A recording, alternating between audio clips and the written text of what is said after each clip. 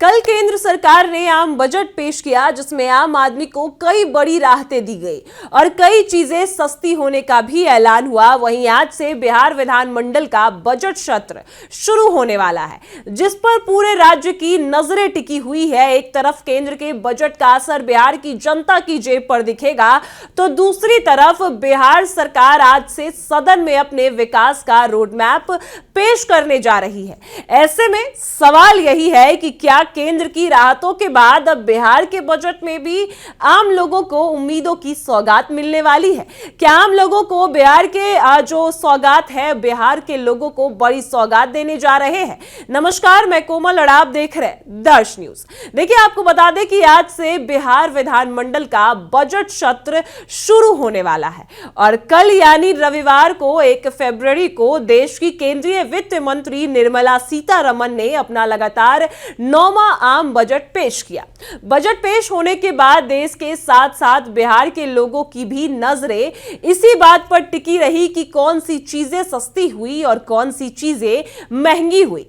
तो आपको बता दें कि वित्त मंत्री ने आम जनता को राहत देते हुए कई अहम घोषणाएं की, जिसमें बजट में अगर जो चीजें सस्ती हुई, डायबिटीज और कैंसर जैसे गंभीर बीमारियों के इलाज में इस्तेमाल होने वाली दवाइयों को सस्ता कर दिया गया, जिससे बिहार सहित पूरे देश के लाखों मरीजों को राहत मिलने की उम्मीद भी है। और इसके अलावा भारत में बने स्मार्टफोन और टैबलेट के दाम कम हो गए हैं। आपको यह भी बता दें कि जिससे आम लोगों को सस्ते इलेक्ट्रॉनिक सामान मिल सकेंगे और मेक इन इंडिया को भी बढ़ावा दिया गया है, जिससे अब ये सामान इंडिया में बनेंगे। खेलकूद से जुड़े सामान भी सस्ते होने की घोषणा की गई, जिससे बिहार के युवा और खिलाड़ी सीधे तौर पर जो है इसका फायदा उठा सके। केंद्र सरकार ने रिन्यूएबल एनर्जी और ग्रीन एनर्जी को बढ़ावा देने के लिए कई बड़े और अहम फैसले भी लिए गए।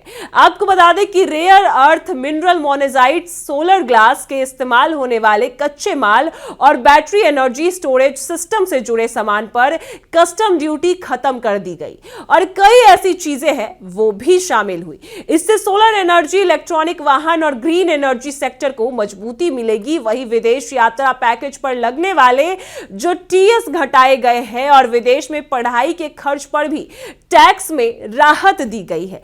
कुछ वस्तुओं पर राहत के साथ साथ सरकार ने टैक्स नियमों पर भी सख्ती बरती है।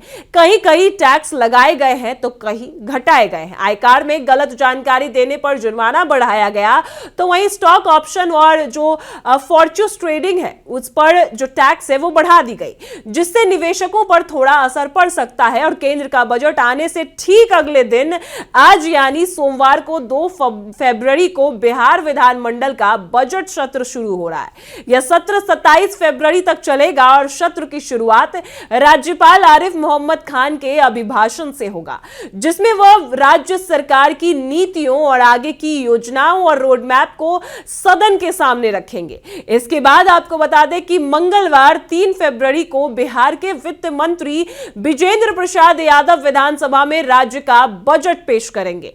इस बजट सत्र में कुल 19 बैठकें होंगी, जिसमें सरकार अपने विकास कार्यों, नई योजनाओं और भविष्य के रोड मैप पर चर्चा करेंगी।